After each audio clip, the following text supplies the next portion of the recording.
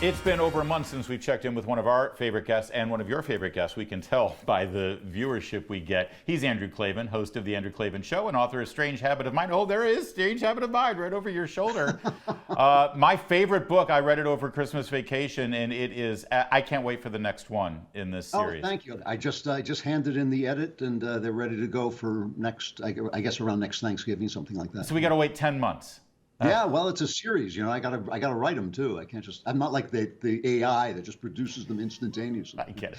Well, they're great, and I want to talk about those a little bit later, actually, in terms of how you craft those books and how they really do sort of speak. I think they're timeless, honestly. I'm not kidding. You should have me review one of them actually for your book sleeve. But no, I mean they are of our time, but they're also sort of they touch on things that really you could have written it in the 19th century and it still would have resonated. I love that. I want to get into that in a bit. But first, this Pfizer story that hit on Friday, I think you talked about it on the Andrew Klavan Show. This is Project Veritas Undercover. First of all, why do these people keep talking I think I saw somebody tweet, hey, just so you know, if you're on a date with somebody who's way out of your league and they're interested in your job, they're from Project Veritas. You know, if I had followed those instructions, I'd have never met my wife. I guess that's fair.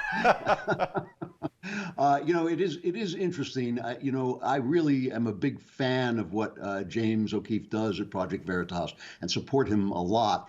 I do wish, you know, he does that gotcha video things, which are really good, but I wish he would follow it up. And I've told this, I'm not saying this behind his back, I've told him this to his face. I wish he would follow it up with a level of investigative reporting, because the left has one routine. And when I say the left, I mean all the media that's not Salem, that's not the Daily Wire, that's not Fox, all the other media. What they do is they demonize anybody who goes against the religion of woke. Yeah. And so what they do with James O'Keefe is they say, well, he edits his videos. Well, everybody edits their videos. You can't just play the whole video on your site. You know, you edit it to get to the interesting stuff.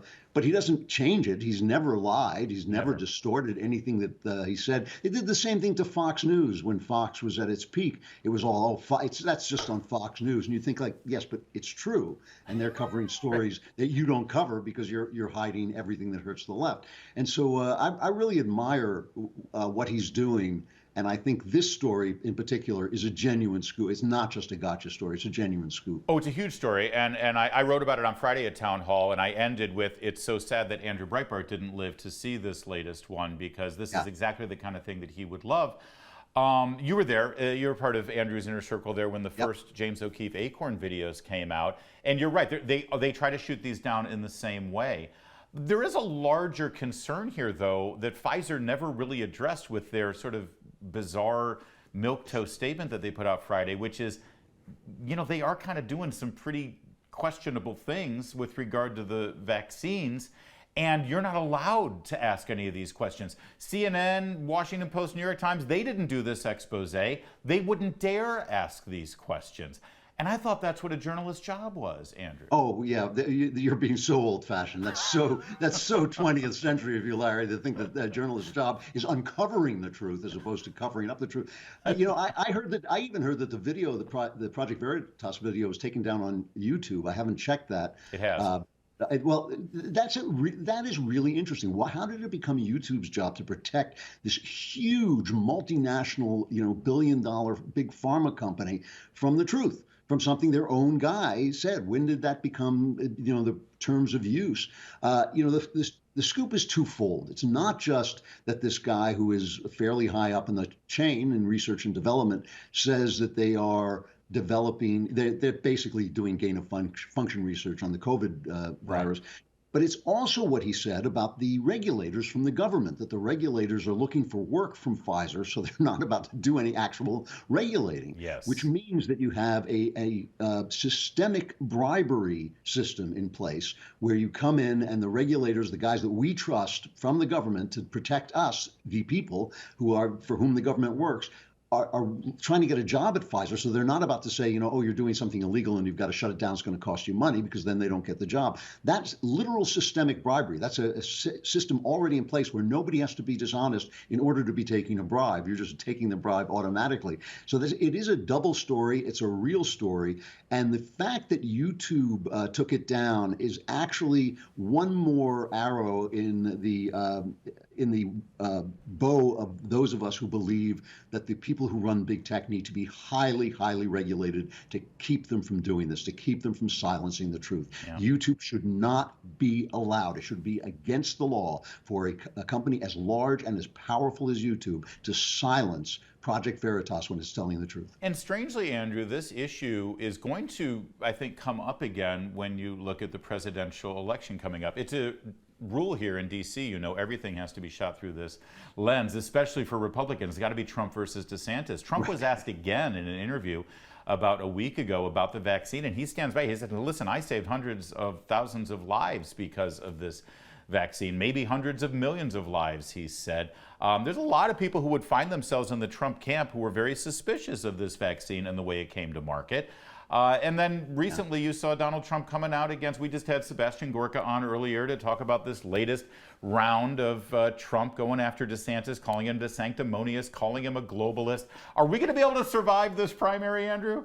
Oh, man. Well, look, there has to be a primary. These are two big guys, both with big followings. I think, listen, I voted for Trump twice. If I have to, I'll vote for him again. But I think his time has passed. I keep saying, I know Sebastian hates me for this.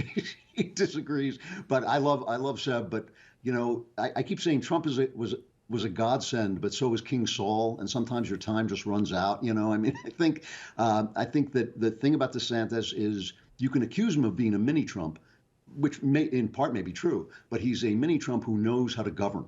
He knows how to deal with people. He knows how to get things into law, not just into executive action. He knows how to bring people together in spite of the press attacking him. He works with the legislature to get stuff done, and he knows where he can move in the culture war and where he can't.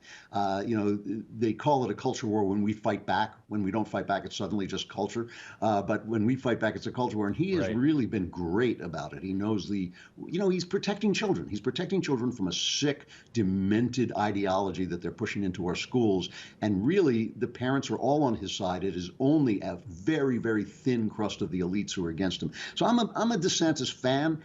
Listen, I was a Trump fan for the 3 years of for the first 3 years of his presidency. I think he did some wonderful, wonderful things. And I'm not attacking him. I just think time for a new generation. Well, I'm so tired of being ruled by 80-year-old men. I'm with you on the generational thing, but listen, I'd like to live in a world where it's not either or, it's both and. I think that they both have something to bring to the table, and that's why I'm so intent on trying to have a conversation where we can go through this primary process without it being you're either on that side or on this side, and if you're on that side, you're dead to me. Please, I don't think we can do that again. You just mentioned something, and I'd love for you to pull on this thread a little bit. The culture wars from the right. We keep hearing this all the time. You don't like drag queen story hour? Why are you conservatives starting a culture war? Wait a minute. Who came up with the idea of the drag queen story hour? But we constantly hear this refrain. The latest one, I saw you talk about it on your show, the M&M wars. There go those conservatives on the culture war. It's not our culture war. We're just fighting back. Yeah, no, if they didn't want a culture war, they shouldn't have opened fire. And I especially like the use of the word extreme when they come in and they tell a 5-year-old child that he's the wrong sex and he should be watching a sex show put on by a guy dressed up as a woman. And you say, like, I don't actually think that's right. Oh, the extreme right is now complaining again. And you go, whoa, just a minute. Like 10 minutes ago, that was actually what the majority think. And guess what? It's still what the majority thinks. Yeah. It really, even the funny thing is, and the sad funny thing, I guess, is that even liberals are telling me they hate this stuff, but they're afraid to say so. And that tells you something. You should not be afraid to say anything. There's nothing that I'm afraid to say to my fellow conservatives or to anybody. But no conservative ever says to me, "Oh, you shouldn't say that." They sometimes say you're wrong. Sometimes they get rough and shout at me, but they never say you should be silenced. Not ever. And so I think that that's something that I think liberals need to look at very, very carefully. It may be that all the liberals are on the right now. I became a right winger because I'm a liberal. I believe in people being free. That's really what I believe in, and I know that people being free means people are going to disagree with me and and have different opinions than me. But that doesn't make it a war. I'm not at war. Yeah. And Andrew Klavan is not afraid to say whatever's on his mind. That's why we love the Andrew Klavan Show, and that's why the folks over at Daily Wire throw tens of millions of dollars at him to keep that show going. We have more to talk to Andrew Klavan about coming up in just a moment. Keep it here. It's O'Connor Tonight. Continuing now with our friend Andrew Klavan. He's, of course, the host of The Andrew Klavan Show, author. His latest thriller, Strange Habit of Mine, is a fantastic book. You need to read it. And Andrew, we always end up going in this direction with you because I remember your original show, Klavan on the Culture. That was the name of your column as well at Big Hollywood under Andrew Breitbart. That's how I first knew you. So you just mentioned something as we were talking about the transgender issue when you said, liberals have seen that it's gone too far, but they're afraid to say so. You and I, we've worked in the entertainment business for decades, right? I think I first started interacting with gay men when I was about 12 or 13 years old when I worked in the theater. And so I've known gay men my entire career, my entire life. Most of them will tell me they see the transgender issue as not their fight. It's not their argument, and they don't feel comfortable with it either. Are you seeing that as well? I feel like there's a move by gay men, maybe lesbians as well, to sort of remove that T from the LGBTQ insignia. Well, I think Dave Chappelle made that joke, and everyone went nuts that they want to get the guy out of the back of the car. It's much worse than that. It is much deeper than that.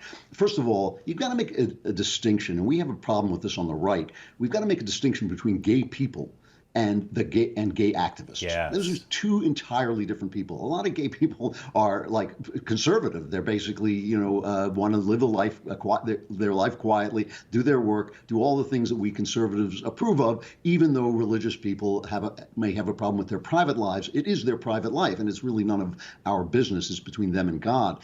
And so that's different than the trans activists. And one of the things you hear about, it's not just the trans people, because remember, the whole idea of transsexuality disappears gay people. If you're a gay person, that is defined as a person of a gender who likes people of that same gender. If you get rid of that gender, if you suddenly say there is no such thing as gender, or I can snap my fingers and change gender, there is no such thing as a gay person, just like there's no such thing as a woman.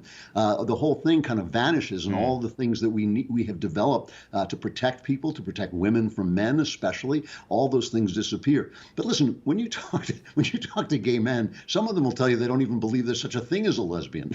They'll tell you, and lesbian, and when you hear lesbians talk about gay men, they don't like them either. So that the whole idea that this is one thing is purely political. It has nothing to do with the real lives of gay people and lesbian people and even trans people.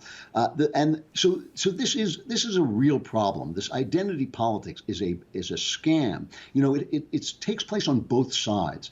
When you had, for instance, the civil rights movement, communists understood that they could come in and say, "Oh yeah, we love the civil rights movement," in order to get you to become communism. They didn't care about the civil rights movement. What they cared about was communism, putting the chains of communism on free people. Yeah. You have this with Putin on the right. He talks about religion. He talks about tradition, and right wingers get little hearts in their eyes. The guy's a tyrant. He's an assassin and a tyrant, and so he's just doing the same thing that he used to do when he was a communist to the left. Oh, the Chinese communists are doing this. They're trying to make a big issue and ally with Black Lives Matter.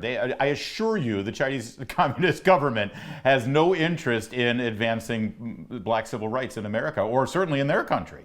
Right. So most Americans, first of all, most Americans get along pretty well in this extraordinary multi-ethnic experiment we're doing in America that hasn't been done since ancient Rome. We actually get along on the street pretty well. People are pretty nice to each other. We deal with each other, and we have friends and marry across identity lines. It's only the left that is selling identity politics in general, including sexual identity politics, to sell leftism. It is all about leftism, which is all about power, and it's all about eliminating freedom. That's why I really believe that one of the things we have to fight for is freedom. It's hard to get people to focus on that because it doesn't have a big picture ideology. It doesn't say, I'm going to solve the environment through freedom. I'm going to do this through freedom. It just says everything is better with freedom. And that's why sometimes it's hard to explain what conservatism is to people who aren't conservatives. The whole identity politics thing is a scam. It's a scam. It's not. It's made black people's lives worse. It's made women's lives worse, and it makes gay people's lives worse. And I think transgender people have some sort of mental problem that, I'm not saying that they're crazy unless they actually think they've changed sex. Right. But I think that as far as anybody's going to help them, it's not going to be this movement. All it is about is taking your freedom away and replacing it with leftism. Well, somehow you've been able to give me so many great segues here. You just mentioned ancient Rome, and there's a new movie out called Paul the Apostle of Christ. Oh, yeah. This comes on the heels of The Chosen, their third season. This is a streaming series that was crowdfunded, and now the third season, they released it in some theaters, and it's been a huge smash. I know whenever you write about your industry, the film industry, and when I write about it, I often will get those comments on the post. I don't care, I haven't seen a movie in 20 years. Conservatives brag about this. Yeah. Pop culture is incredibly important. It's a huge part of the conversation in our nation. And the success of these religious films, and by the way, Mel Gibson's now working on a follow-up to the Passion of the Christ about the resurrection and the Acts of the Apostle. This is a great development, Andrew, isn't it? Oh, yeah. First of all, Paul the Apostle of Christ, which I've actually seen, is by a friend of mine. I know in show business we're always calling people friends, but he's an actual friend, Andrew Hyatt, a wonderful director. I noticed him. He made a very, very small budget film that was kind of a thriller, not particularly religious. And I remember seeing that and just going up to him and saying, hey, you are a real talent. He is a genuine talent. And Paul the Apostle of Christ is a very thoughtful, very deep and rich movie with excellent performances in it. And his stuff is beautiful. He has a wonderful, wonderful eye. So I think that's very exciting. This is something that happened with basically the Passion of the Christ. It made so much money that all the anti-Christian people in Hollywood thought, well, what we'll do is we hate Jesus and we hate God and we hate all the people who believe in him, but what we'll do is we'll build a little division in our company that will make these what they call faith-based films. Unfortunately, because they hate God so much, they could only make movies that insulted the people who were going to see them. So you had films like the film about Moses, where Christian Bale came in and said, oh yeah, Moses was a sort of terrorist. And then they wondered why people didn't show up. They had the Noah film where God punished us for not being environmental enough, not being green enough. And so the people who would have seen that movie would have loved to see a Noah film, didn't show up. So what is happening is independent guys like Andrew and like Mel Gibson, are the only people left who are making religious films that are actually religious, that actually have something to do with religion. And the popularity of them and the popularity of the app TV show The Chosen, which is also very creative and interesting and different, really is building a second industry.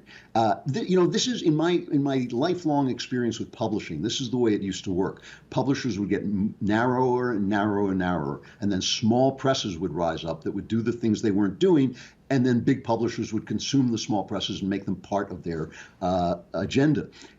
Whether this is going to happen in Hollywood, I don't know. Hollywood is really they hate religion, and they hate God, and they especially hate Jesus because he won't let them do the stuff that they're doing. Yeah. Right.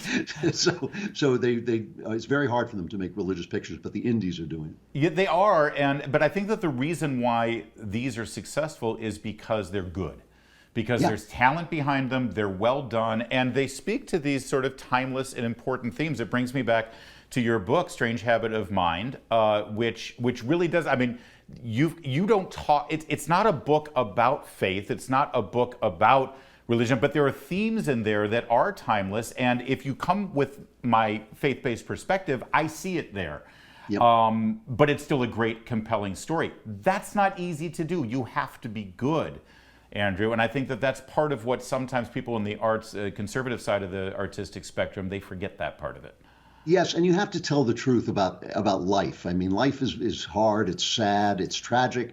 Loving God makes life a lot better, but it certainly doesn't solve the problems of its tragedy, its sorrow, its sickness, and all the things that happen to us in life. And I think that slap happy, yellow smiley face Christianity that they make movies from is it's nice. It's like romantic comedies for Christians, basically. But I think if you really want to create art, you have to have a deep Yeah. viewpoint of real life. Well, That's it's also not historically accurate when you look at the trajectory of Christianity over the last 2,000 years. But no kidding. Yeah. Well, this is your chance now, everybody. Again, I can't recommend it enough. Start with When Winter Comes, then get Strange Habit of Mind, and you'll be all ready for November's third book in the series.